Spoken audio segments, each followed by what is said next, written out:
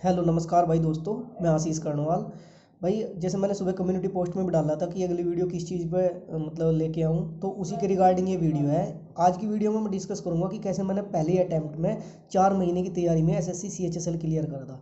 SSC CHSL करने मतलब clear करने का मतलब है इन द सेंस कि मेरा टियर 1 4 महीने बाद ही हो गया था, जब मैंने ट्वेल्थ के तुरंत बाद ही मेरे फर्स्ट अटैम्प्ट में जैसे ट्वेल्थ मैंने 2015 में करी, उसी साल मैंने मतलब वो क्लियर किया था।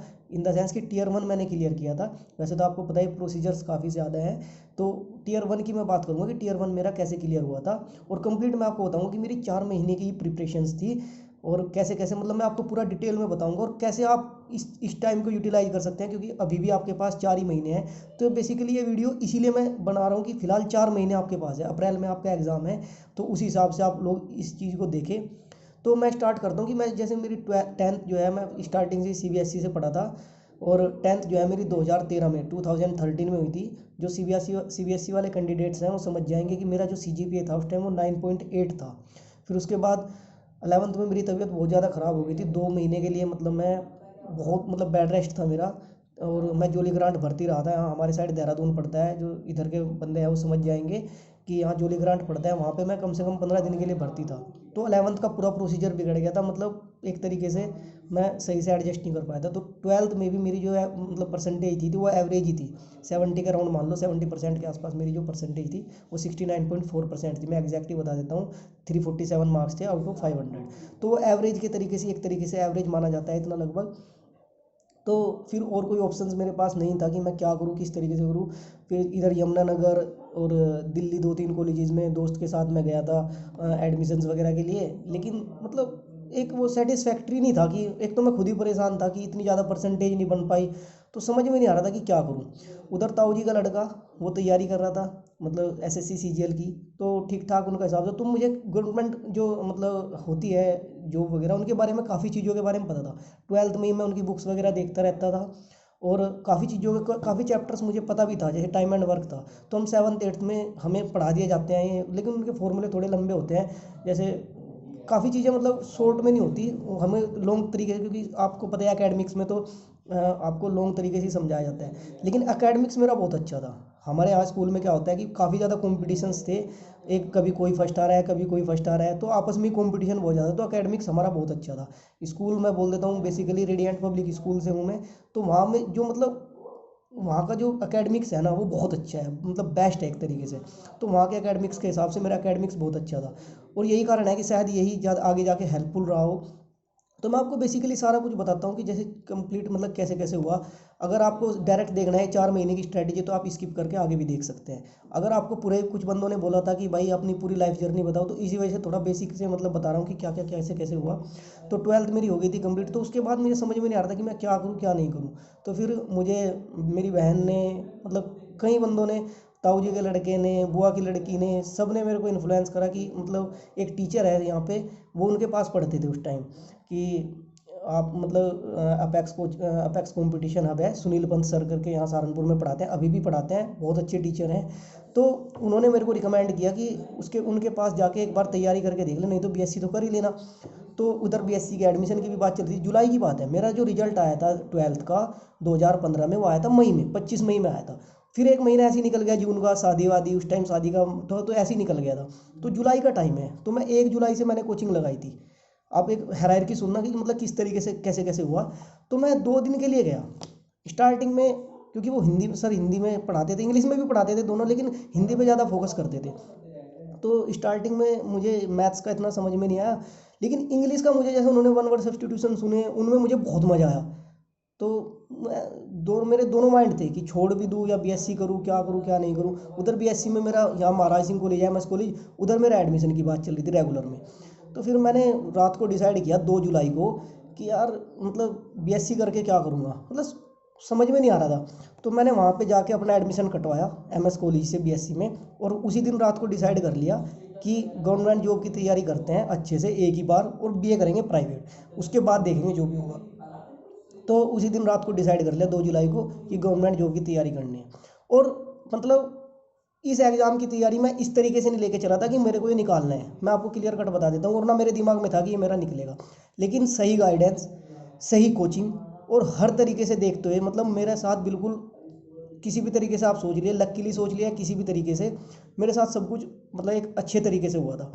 तो मैं 2 जुलाई को डिसाइड कर चुका था, फिर 3 जुलाई को मैंने हर तरीके से पूरे तरीके से तैयारी करनी शुरू कर दी।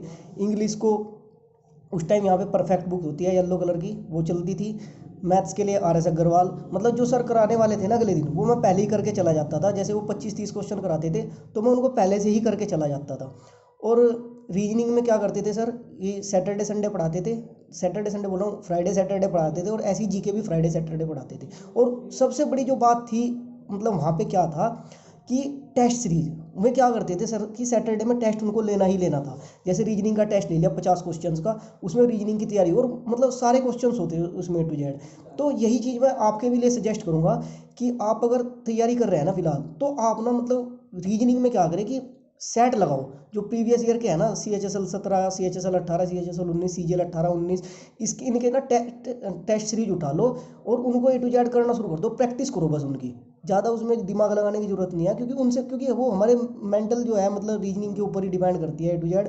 तो आप क्या करो कि उन्हीं को लगा लो। मेरी भी यही स्ट्रेटेजी थी ना, मैंने किसी, वैसे तो पढ़ाते थे वो, लेकिन मतलब बेसिकली जो फोकस था ना, जो टेस्ट सीरीज पे जो फोकस था ना सर का, और उसको जो बाद में वो कराते थे, वो बिल्कुल बेस्ट तरीके से था।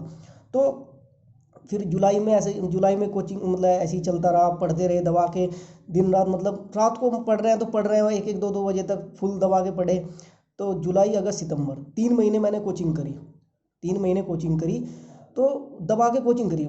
इवन मेरा जो कोर्स था ना वो भी कंप्लीट नहीं था, लेकिन मेरी क्या बात थी, सबसे बड़ी बात जो मैं फिलहाल बताने वाला हूँ ना, ये सबसे बेस्ट चीज़ है कि मेरे जो मतलब चैप्टर्स थे ना, जो कोचिंग में कवर भी नहीं हो पाए थे, मैं उनका बेसिक्स देख चुका था। चाहे वो अलजेब्रा हो, मेंसुरेशन हो, मतलब एडवांस मैथ का मैं बेसिक्स देख चुका था, और उनके क्वेश्चंस करने की खुद ही कोशिश करता था। और जो चैप्टर अर्थमेटिक में भी छूटे हुए थे, उनका भी मैंने बेसिक जो A to Z था, जो नहीं आता था वो सर से पूछ लिया था। मैं कहा सर मेरे को इस चैप्टर का बेसिक बता दो, और सर भी इवन थोड़ा सरप्राइज होते थे कि मतलब जो चैप्टर नहीं भी चल रहा तो, लेकिन सर को भी लगता था कि नहीं भाई इसको बताना है। सर भी मेरे को फुल हेल्प करते थे, बता देते थे मेरे को कि ये चीज़।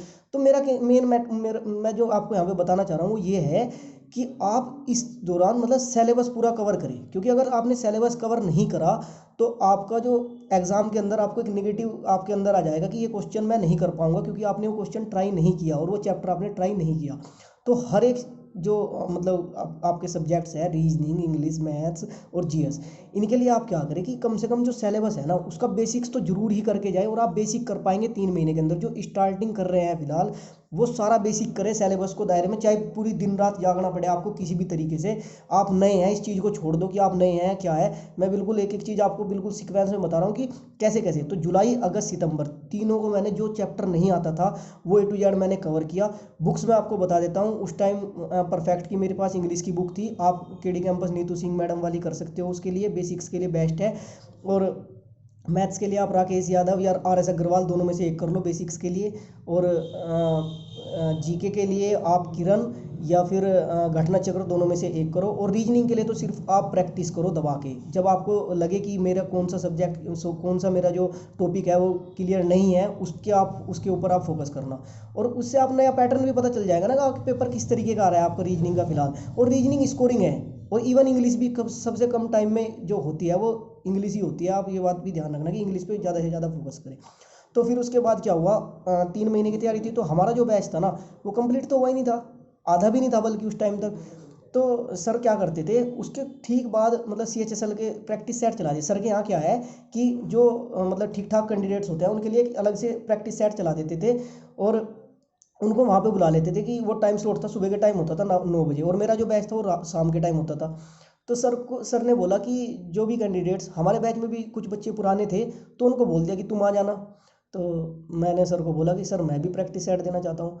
तो सर को लगा कि मतलब सर नहीं, मतलब बोल रहे, सर को लगा कि अभी नहीं इसके लिए ठीक रहेगा, क्योंकि बैच कंप्लीट नहीं होता, 12th के तुरंत बाद गया था मैं। तो सर ने बोला कि देख लो तुम्हारी मर्जी है। वैसे सर ने मना नहीं किया, लेकिन उन्होंने बोला कि मर्जी है तुम्हारी, देख लो।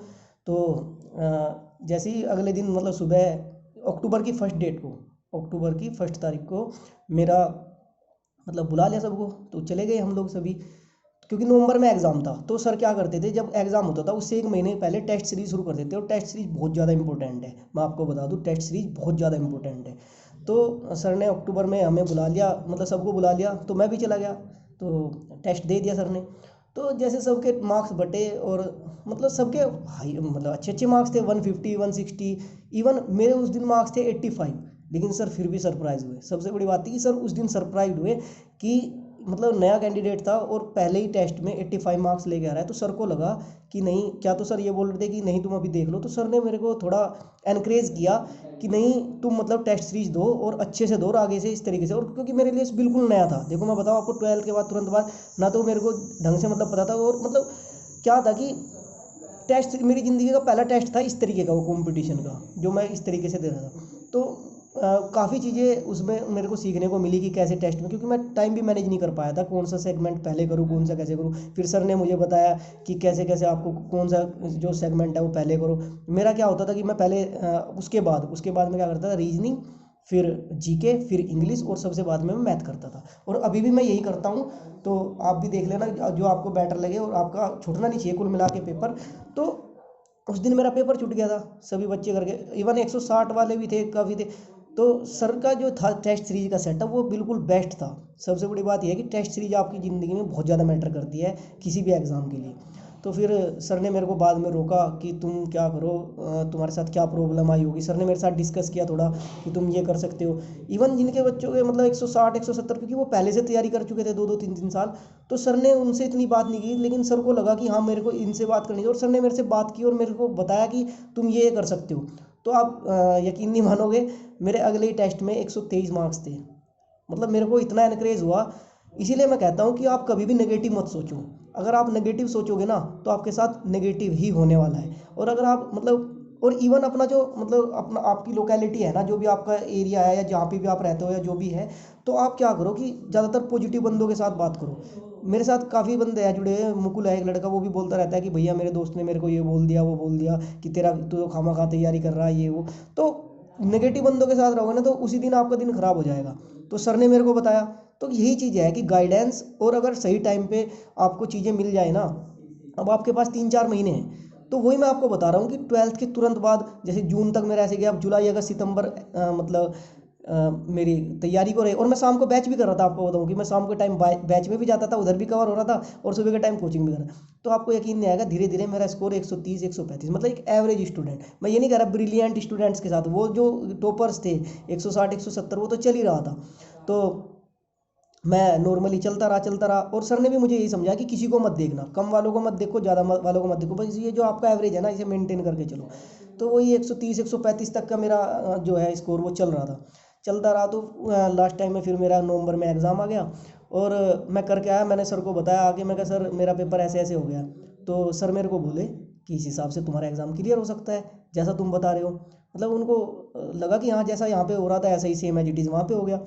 तो फिर उसके तुरंत बाद मैं फिर 4 ही महीने आए एक तरीके से, क्योंकि अगस्त जुलाई अगस्त सितंबर अक्टूबर 4 महीने, नवंबर में पेपर हो गया।